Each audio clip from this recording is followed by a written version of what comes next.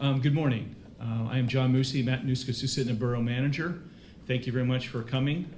We are trying and attempting to prevent some future damage, and it has been a concerted effort between the Matanuska-Susitna Borough and my numerous divisions, State of Alaska Forestry, State of Alaska Parks, Matanuska Electric Association.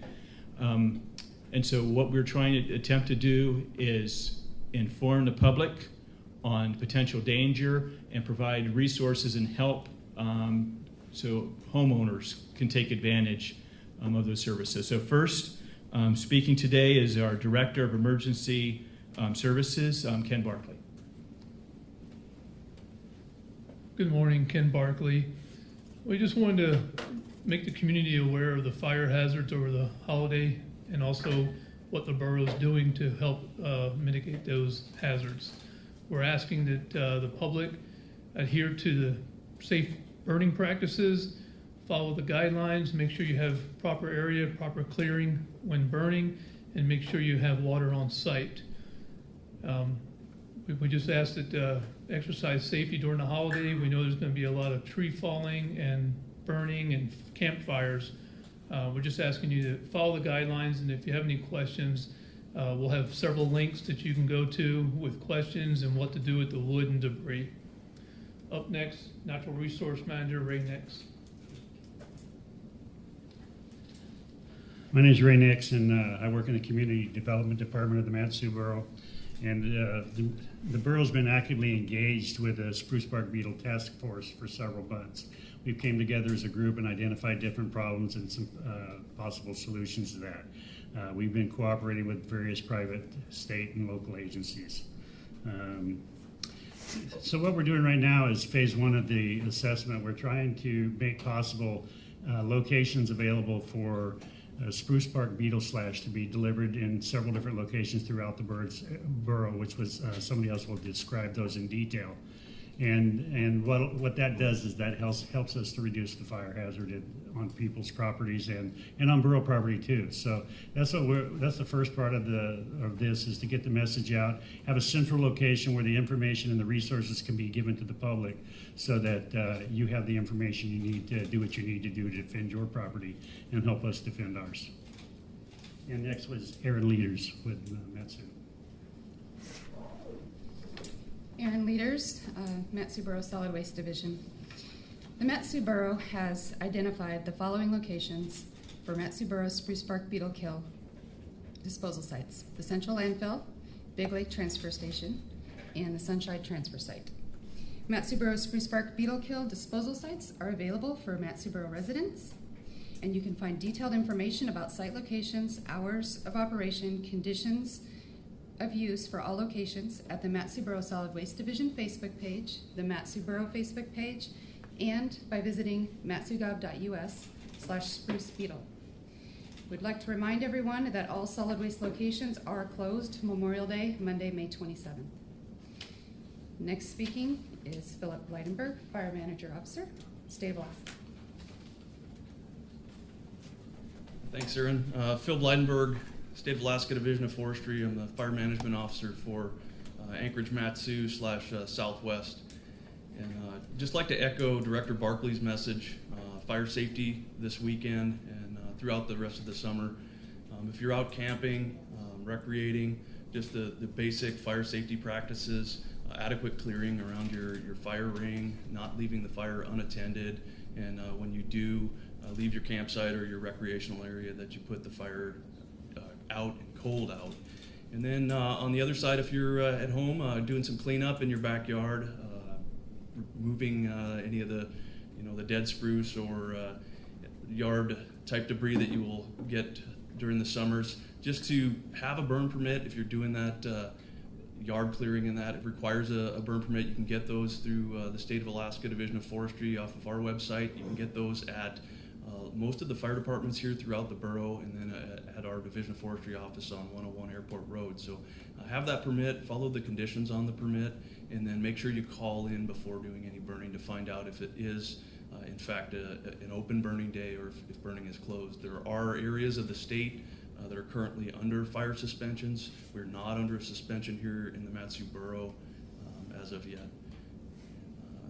That would be it for the fire safety message. And then if you have questions regarding the spruce bark beetle impact, you can contact our Forest Health office.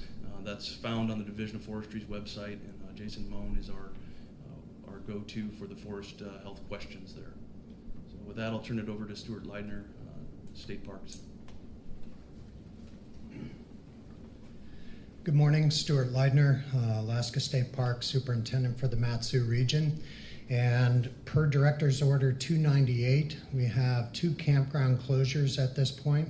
One is South Raleigh at the Nancy Lake State Recreation Area, and the other is the Byers Lake Campground at Denali State Park. Each of these are closed until further notice. We will be keeping folks apprised of the areas that we will be able to open as we're able to do the tree mitigation efforts. Right now, we have created a small day use area at South Raleigh so people can hand launch boats right at the entrance to the South Raleigh campground. And then the trail going out to Red Shirt Lake, we're doing clearing there of hazard trees that are across the trail. At Byers Lake, we have the entire day use area open and the access to the boat launch, as well as the trail going out to our public use cabins. We do advise folks that the trails leading out of those areas, we have caution hazard tree signs at all of the trailheads to warn people to be careful as they're going out. And again, we will be giving updates on the areas that we are able to open as time permits and the work gets done.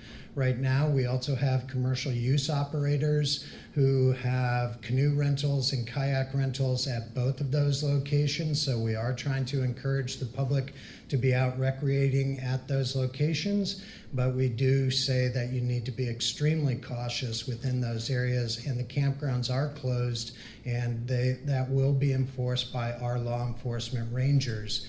If you're out doing dispersed camping, we'll just reiterate the fire safety message that Phil had just talked about. Make sure that you clear an area for your campfire and make sure it's dead out. We really are looking to not have that become a fire hazard issue for everybody.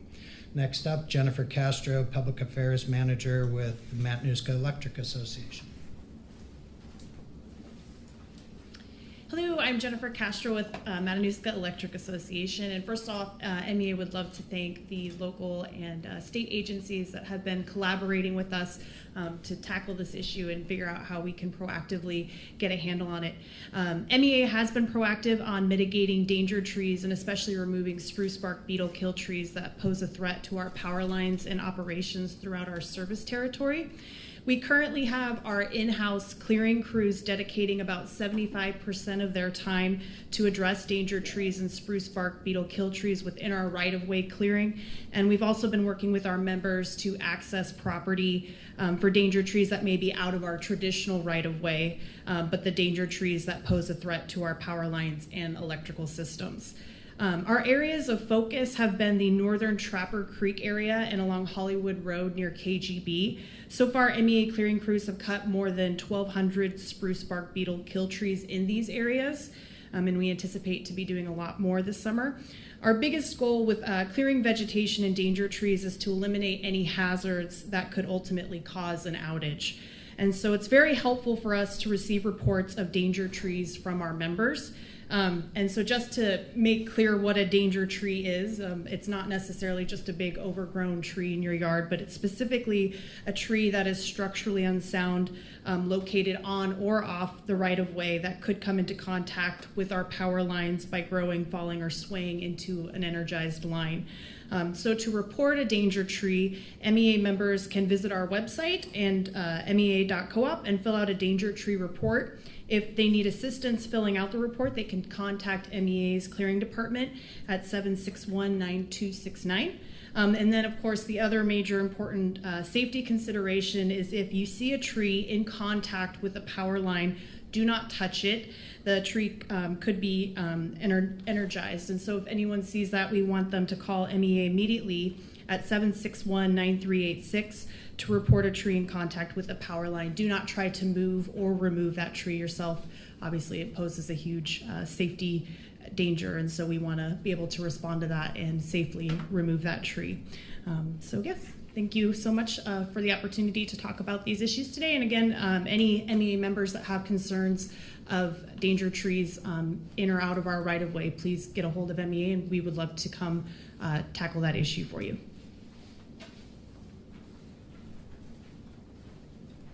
Hi, I'm Dan Mayfield, Assembly Member from District 5 of the Mat-Su Borough.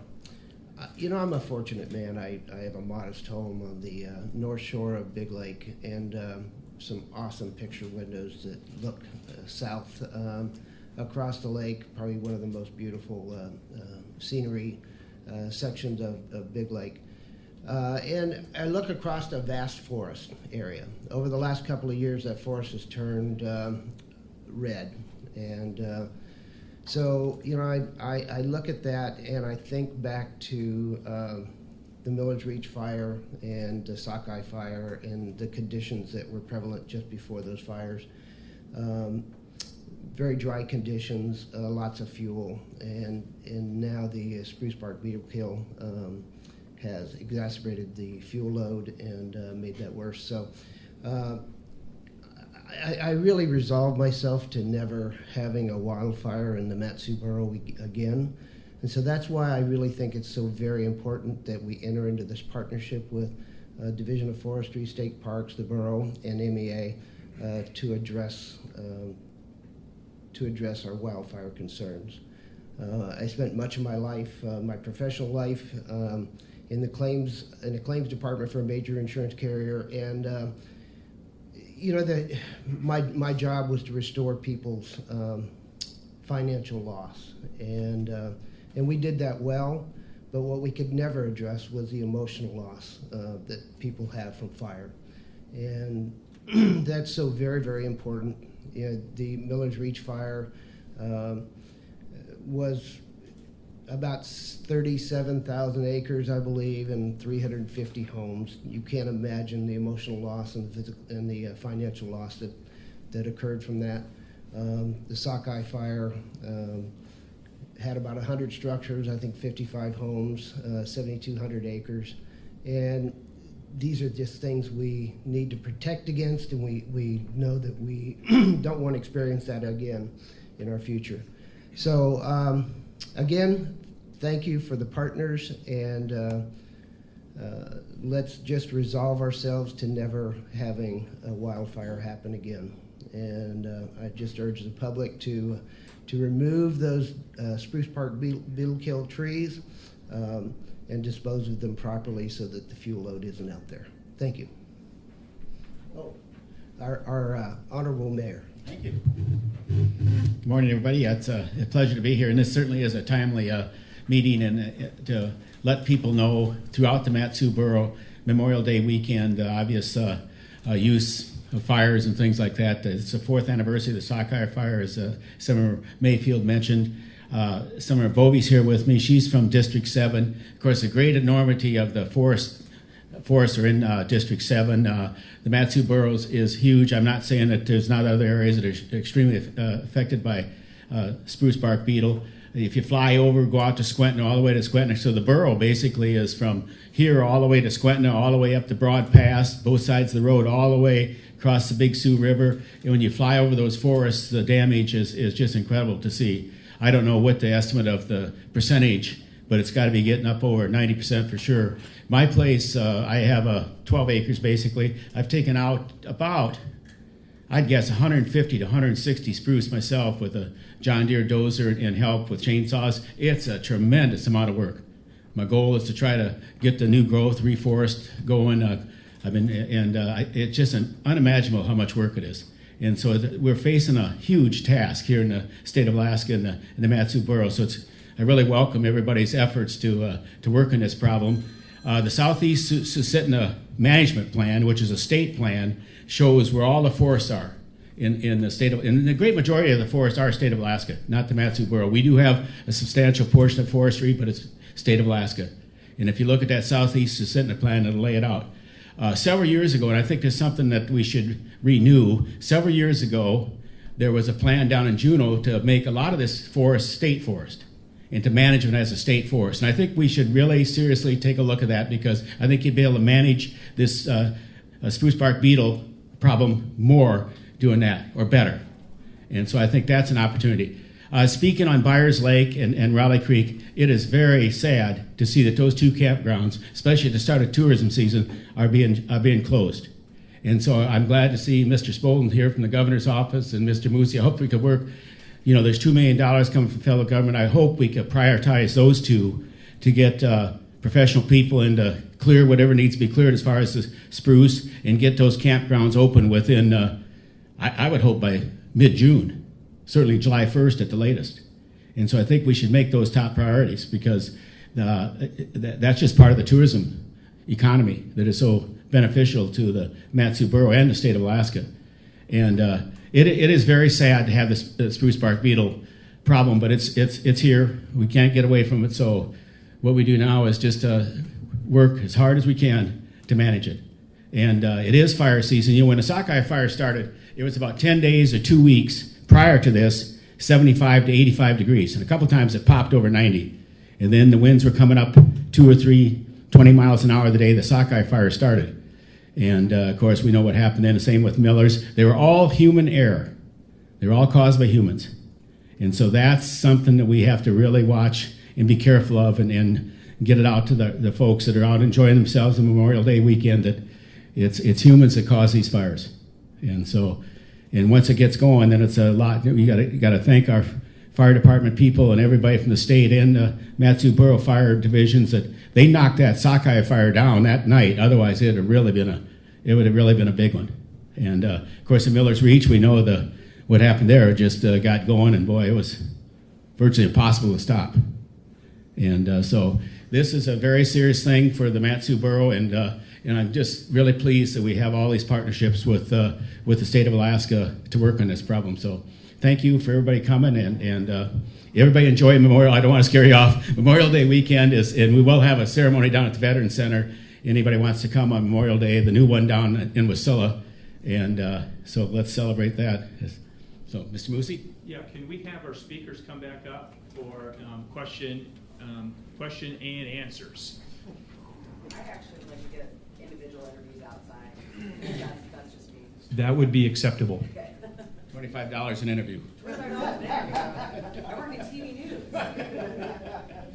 It's that public records information request, right? Yeah. Same price for everybody? You get 4 hours for free each month.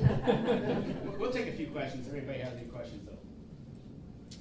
Has this type of organized dump of spruce bark beetle kill ever happened in the Mat-Su Borough before? Not to my knowledge, has it, John? Kenai has a... No, it has not. With the fresh in our mind of sockeye fire, and we've been working on this beetle kill, first from an economic potential opportunity, and then the fire danger. This has been a point of emphasis to really kind of shift that focus to fire safety. And the governor's office, I think a month ago, contacted many folks in the borough. And so with that, we moved forward on getting together, talking, and then getting a plan together. I think our issue is we have a grave danger when it comes to beetle kill spruce, and we do not have the finances to eradicate all of this. But combination of being smart, getting federal grant, and having property owners really take care to protect their properties, we believe is very, very, very, very valuable. Sockeye fire, those homeowners that were in the fire but had to clear the trees cleared away from their homes were saved. They made it. Those who are in the middle of the forest, completely lost. And so we're trying to provide a way to have homeowners take some proactivity and relieve the burden by what we're trying to do, partner with my landfill folks, our in-house forestry, and our DES department together as our part to try to eradicate and prevent this from happening again. Sir. Mr. Mike. There was a very large-scale beetle kill on the Kenai Peninsula years ago. I'm curious what, as you all look back at that, were the takeaways that inform what's being done with this situation? Take that one too, or who's a specialist on Kenai? You go over there. Yeah, you got the mic.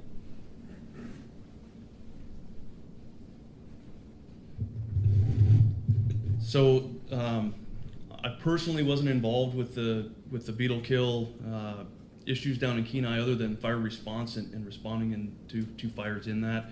I know that there is a Spruce Bark Beetle task force that was put together here with all of the individuals or agencies that you see up here. And so one of the things that they are looking at is looking at the successes, what Kenai Borough was able to implement successfully, and the lessons that we could learn and take from that and bring forth. One of the things they talked about was disposal sites, how to do that effectively and safely.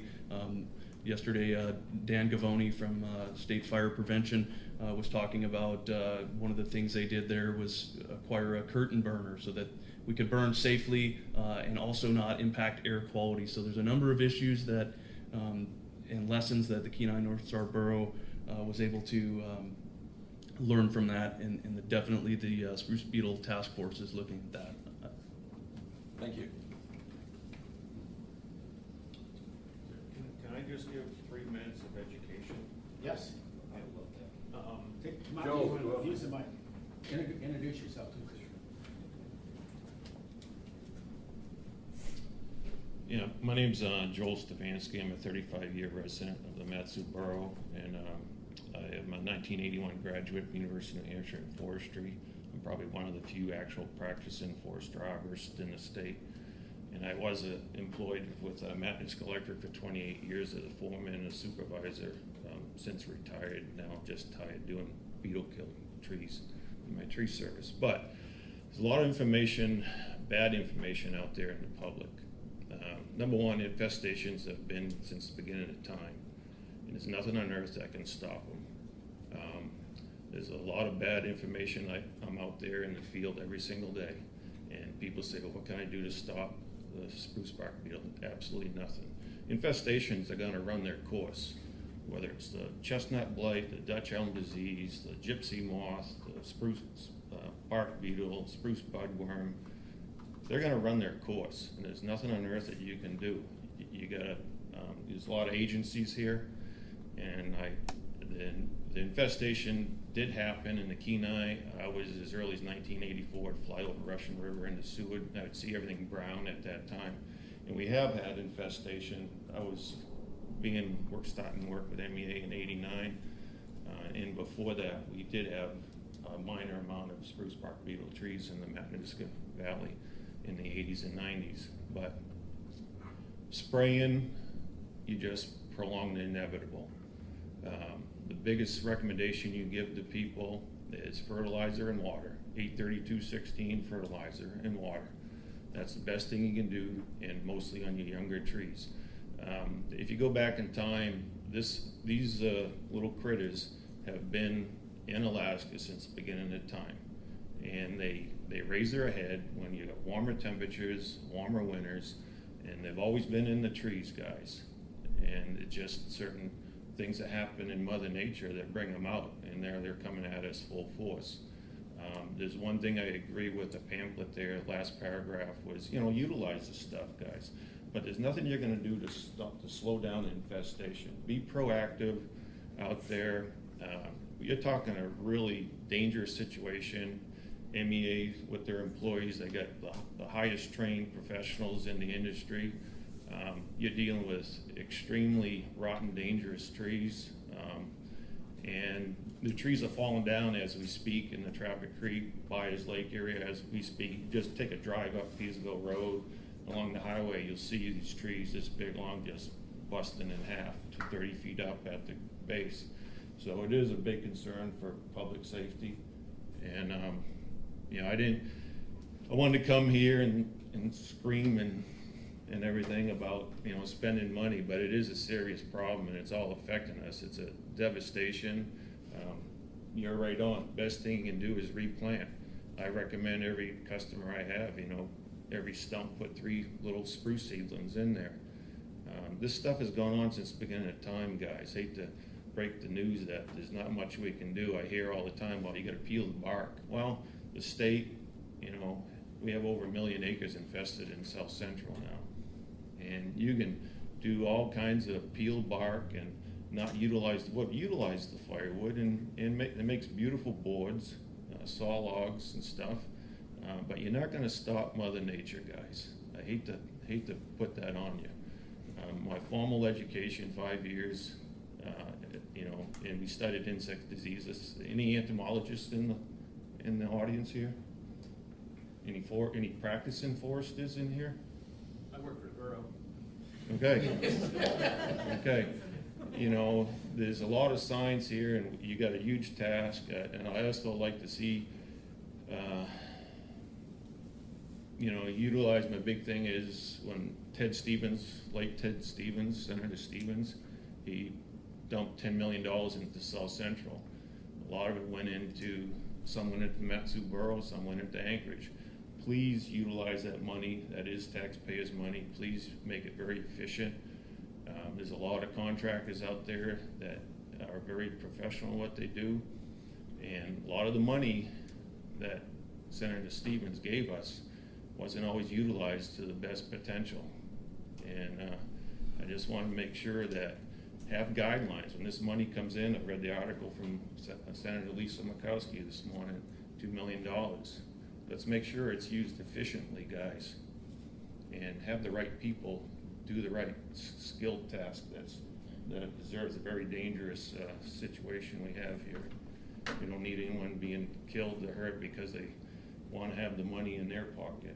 High professionals, and I appreciate your time, and thanks for letting me have the podium. Thank you for coming.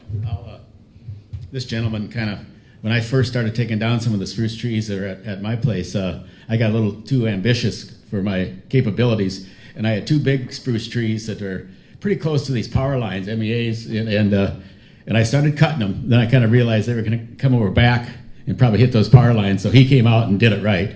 And it was amazing to watch his professional abilities. So I wanted to thank you personally for that. And the thing is what he's saying is, maybe the trees, there's nothing we can stop with the infestation, but there certainly is something we must do to control fires and things like that, and mitigate that type of situation. And so I hope the money that's coming down to the federal government will be used for that. I do still like the idea of Byers Lake and Raleigh having a top priority to get those back open, whatever it takes, professional groups to get in and clear the trees out so that they can be used as effective campgrounds for our tourist season and things like that. So, I'm curious. I know you guys announced that South Raleigh was going to be closed a little earlier in the spring. The timing of this announcement, I get the Memorial Day weekend is coming up, but just if you could speak to why it was pertinent at this moment. When we did assessments with forestry and our staff earlier in the winter, we were going through, and there were areas that, as we identified the danger trees, we realized that our entire campground, when you are opening a campground and giving people an opportunity and saying, here's a safe place that you get to camp, in a static situation like that, because of the trees that were already coming down, we didn't feel from a safety issue that was a prudent thing to do to have the campground open. As an example, last year, one of our campground hosts, when they moved their trailer out, 2 days later, we have the photo documentation where that tree broke off at 20 feet and it would have crushed their camper, and had they been in that would have been a big liability for the state. So we are not going to be, entertaining a situation where, any of our folks have to deal with, the aftermath of a tree falling on a camper in that situation. Got one more, maybe for John. Just if there's any estimates on the ballpark of the economic impact of what these measures are going to cost, and what I don't know if there's a total estimate on how much the Matsu Borough is going to lose based on spruce bark beetle damage, but just trying to put some figures on that. So for this effort, there's going to be some cost, staff cost, to provide the areas for personal trees and that sort of thing. We don't know how heavy that is going to be, so we're keeping an eye on that and monitoring that. We thought it was much better to go ahead and provide those services, and then we'll worry about how we're going to cover those costs. I think the bigger issue we've been kind of working on is both us and the state, and of course our friends at the native corporations. The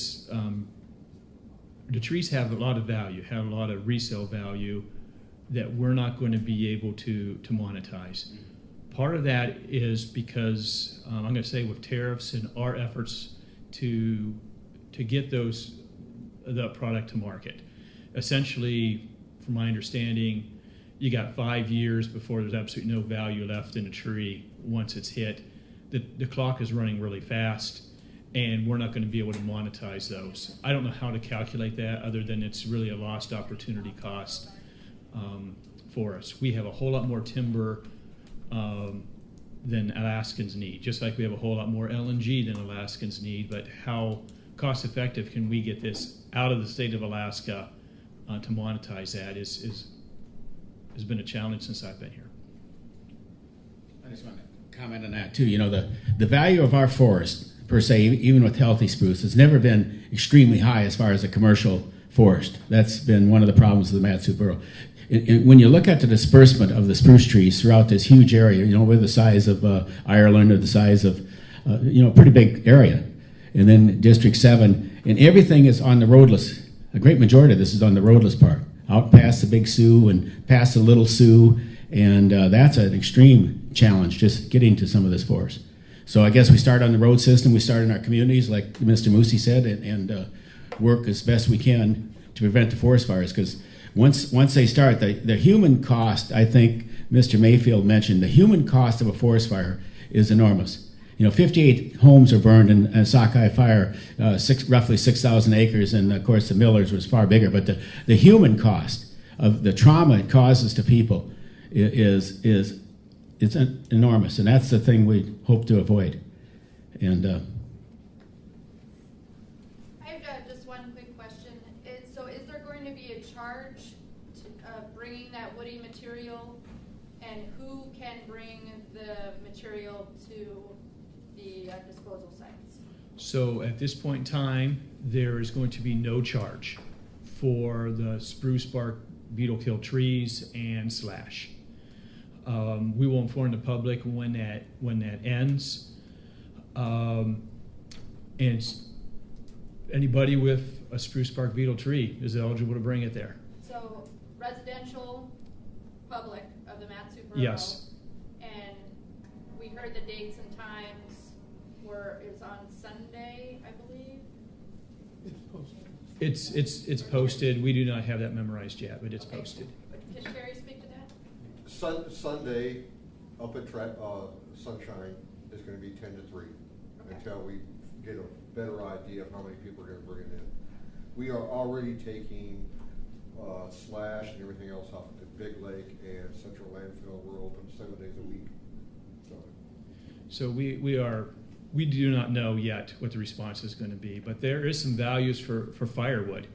So if it's arranged in a way where one person's bad tree is another person's heat for the fall, we're willing to work through that and try to make that convenient. So with that, we don't know how much the cost is going to be to convert from the tree to something different, but we're trying to make this as effectively as we can. So people can go and collect, like, so if I drop something off, like a dead tree off the transfer station, someone else can come and pick that up if they need it for firewood? That is our attempt, what we'll be attempting to do when we see the volume. But we need to do that in a safe way. I believe all the sites will be monitored. We've already established, starting today, an area where you can drop off logs that the general public can come pick up. There's not going to be any cutting, but they can pick them up. So them sites are already established. Starting tomorrow, Sunday, there's going to be a site on the side of the highway up at Sunshine where they can do the same thing. Do you know what's happening to the trees that don't get taken? Like, are they being wood chipped and repurposed? repurposed or? As of right now, we do not know yet. TBD. We're using this first phase as an assessment phase to see what type of material it comes in and how much comes in, and then we'll figure out what avenue we're gonna go with. And what was the name of that fertilizer you suggested? 832-16. 832. I was using 16, 16, 16, so 832 would be better. That's recommended by UAF. Okay. Thank you.